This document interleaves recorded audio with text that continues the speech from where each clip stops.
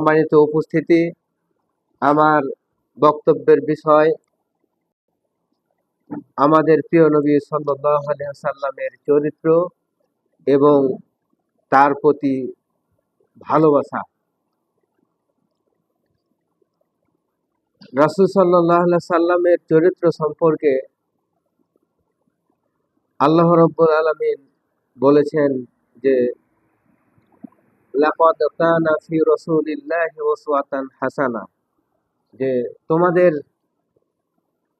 রাসূলের মধ্যেই তোমাদের জন্য রয়েছে উত্তম আদর্শ। সূরা আহজাব।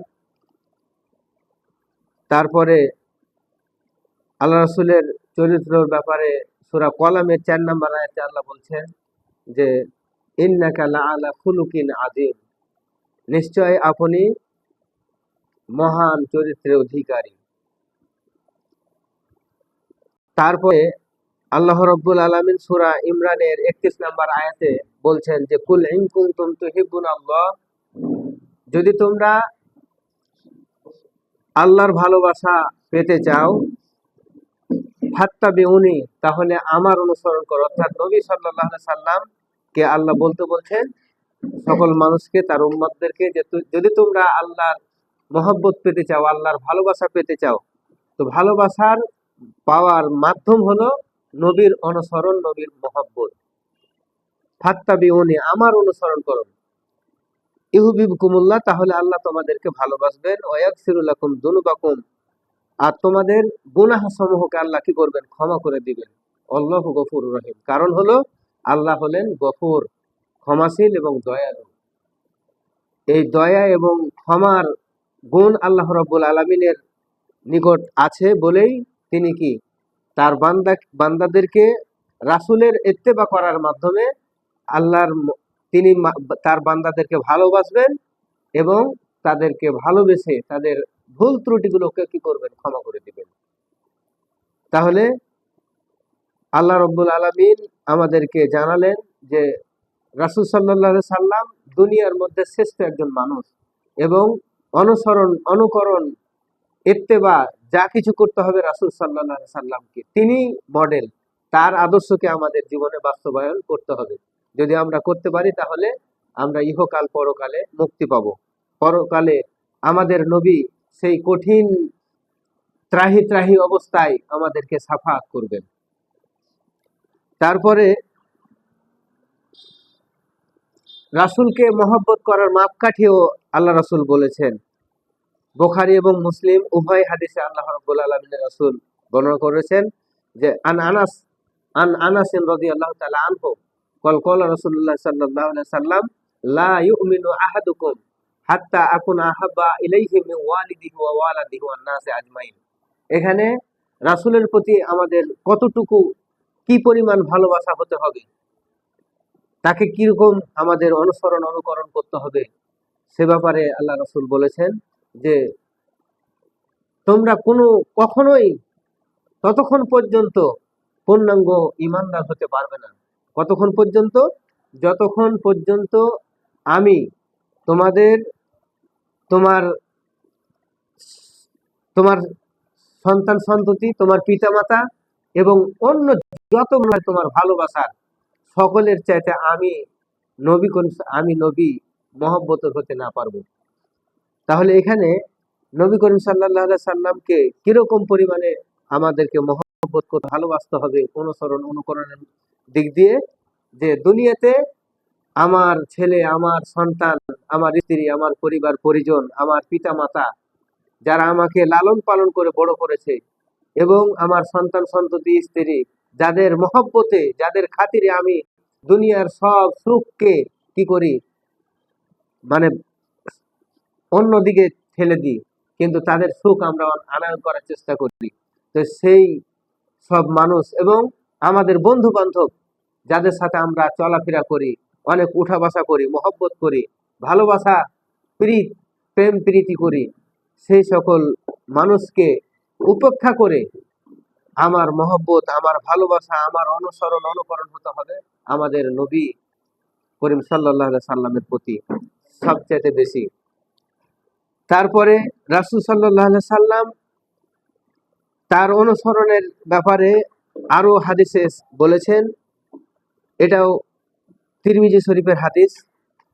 আল্লাহ রাসূল বলছেন, আনাসিন রাদিয়াল্লাহু তাআলা আনহু কল রাসূলুল্লাহ সাল্লাল্লাহু আলাইহি ওয়াসাল্লাম, ইয়া বুনাইয়া আন কদারাত আন তুসবিহা ওয়া তুমসিয়া ফি কলবিকা গসসান লি আহাদিন ফাফআল সুম্মা ইয়া বুনাইয়া জালিকা মিন সুন্নতি ওয়ান আহাব্বা সুন্নতি ফাকাদ আহাব্বানি কানা মাইয়া ফিল জান্নাত। এই হাদিসে রাসূল সাল্লাল্লাহু আলাইহি সাল্লাম বলছেন, আনাস রাদিয়াল্লাহু তাআলা আনহু তারই 10 বছরের খাদেম, যেই আনাস রাদিয়াল্লাহু তাআলা আনহু কি রাসূল সাল্লাল্লাহু আলাইহি সাল্লামের ছোট অবস্থায় থেকে তিনি 10 বছর রাসূলের খাদেম হিসাবে তিনি নিয়োজিত ছিলেন। কোন সময় রাসূলের সাথ ছাড়তেন না। সেই সাথী, সেই সাহাবী সন্তানের মতো একজন মানুষ, সেই সাহাবীকে এই বলছেন যে, হে আমার বোনাই সন্তান, হে আমার বোনাই সন্তান, কি করো যে তুমি তোমার জীবনটাকে, অর্থাৎ তোমার সকালকে সন্ধ্যাকে ব্যয় করো কিসের মাধ্যমে? এমন ভাবে ব্যয় করবে যে তুমি কারো প্রতি হিংসা করবে না। তুমি তোমার সকাল এবং সন্ধ্যা উভয়টাকে, অর্থাৎ তোমার জীবনটাকে এমন ভাবে ব্যয় করবে যে তোমার জীবনের মধ্যে কোন রকম কারো প্রতি হিংসা থাকবে না, কারো প্রতি চালাকি ধোঁকা থাকবে না। তুমি সরল সহজ ভাবে জীবন যাপন করবে। কারণ কেন করবে? তারপর বললেন যে ফাফআল সুম্মা, আর এটাই ছিল আমার জীবনের আসল কাজ, এটাই ছিল আমার জীবনের আসল কাজ।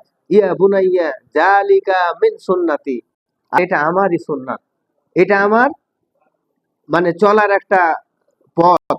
মান আহাব্বা সুন্নতি, যে ব্যক্তি আমার এই সুন্নাতকে মানবে, মেনে নেবে, ফাকাদ আহাব্বানি, সে যেন আমাকেই ভালোবাসলো এবং আমারই অনুসরণ করলো। তারপরে যেটা শেষে বলছেন যে কানা মাইয়া ফিল জান্নাত, আর সে আমার সাথে জান্নাতে থাকবে। এখানেও রাসূল সাল্লাল্লাহু আলাইহি সাল্লাম বলছেন যে, হে আমার বৎস আনাস, তুমি তোমার জীবনটাকে পার করো এমন ভাবে যেন তোমার মধ্যে কোন রকম কারো প্রতি হিংসা না থাকে। তুমি সদা সর্বদাই সরল জীবন যাপন করবে। আর আমি এভাবে চলতাম, আমি আমার জীবনটাকে এভাবে কাটিয়ে দিয়েছি। তো এটা হলো আমার সুন্নাত, যে আমার সুন্নাতকে ফলো করবে সেই আমার সাথে থাকবে জান্নাতে। আর একটা হাদিসে রাসূল সাল্লাল্লাহু আলাইহি সাল্লাম বলছেন, এটা হযরত ইবনে আব্বাস রাদিয়াল্লাহু বাইহাকী শরীফের হাদিস, আন ইবনে আব্বাস রাদিয়াল্লাহু তাআলা আনহু আনিন নবী সাল্লাল্লাহু আলাইহি ওয়াসাল্লাম, মান তামাসসাকা বিসুন্নতি ইনদা ফাসাদে উম্মতিন ফালাহু আজরু মিয়াতে শাহীদিন। বাইহাকী শরীফের হাদিস।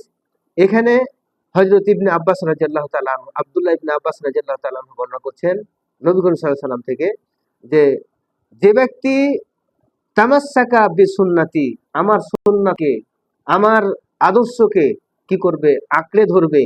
ইনদা ফাসাদে উম্মাতিন, আমার উম্মতের শেষ জামানায় এবং ফাসাদের সময়, যে সময় আমার সুন্নাতকে মানা, আমার পদ্ধতিকে, আমার রীতিনীতিকে মানা খুব কষ্টকর, কঠিন, এ সময় যারা আমার সুন্নাতকে কি করবে? ফলো করবে।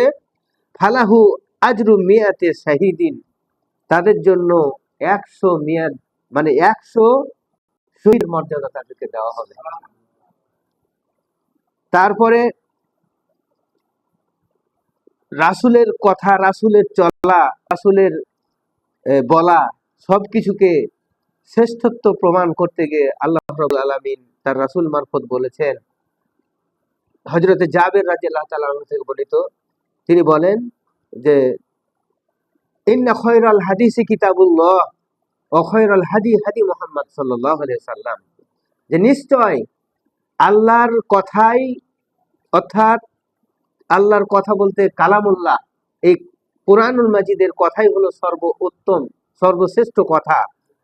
আর খয়রাল হাদি হাদি মুহাম্মদ সাল্লাল্লাহু আলাইহি ওয়াসাল্লাম, এবং রাসূল সাল্লাল্লাহু আলাইহি সাল্লামের চলার পথটাই হলো শ্রেষ্ঠ পথ। তাহলে আমাদের এই হাদিস এবং কোরআনের আয়াত থেকে যেটা আমরা বুঝতে পারলাম যে রাসূল সাল্লাল্লাহু আলাইহি সাল্লাম হলেন সর্বোত্তম এবং সর্বশ্রেষ্ঠ। তারপরে অন্য আয়াতে আল্লাহ সূরা আম্বিয়ার মধ্যে বলেছেন, ওমা আরসালনাকা ইল্লা রাহমাতাল লিল আলামিন, যে আমি আপনাকে পাঠিয়েছি কেবলমাত্র দুনিয়ার জন্য রহমত করে। আল্লাহ রাসূল আসলেই রহমত। তিনি এত আয়ামে জাহেলিয়াত মানুষ মানুষকে খুন করত, একটা গোত্রের সামান্য জিনিস নিয়ে এই বছরকে বছর যুগকে যুগ মানে কাজ্জা ফাসাদ চলেছে। এরকম সময়কে সময়ে যখন তিনি আসলেন, সেই কাজ্জা ফাসাদ জঞ্জাল সব কিছুকে তিনি কি নিমিষের মধ্যে মানে নির্মূল করে দিলেন। শান্তিপূর্ণ সমাজ তিনি কি করলেন, প্রতিষ্ঠা করলেন। কিসের মাধ্যমে? তার আদর্শ দুনিয়াতে প্রচার প্রসারের মাধ্যমে। তো সম্মানিত উপস্থিতি, আমরা সদা সর্বদাই রাসূল সাল্লাল্লাহু আলাইহি সাল্লামকে মডেল হিসাবে গ্রহণ করব। তিনি সদা সর্বদাই সত্য কথা বলেছেন। তিনি কোরআনে যেটা আল্লাহ রাব্বুল আলামিন তার কাছে পাঠিয়েছেন সেই অনুযায়ী তার জীবনটাকে চালিয়েছেন, সেই অনুযায়ী তিনি চলেছেন এবং সাহাবীদেরকে চলার জন্য দাওয়াত দিয়েছেন। যারা গ্রহণ করেছে তারা তার সঙ্গী হয়েছে, সাথী হয়েছে, জান্নাতি হয়েছে।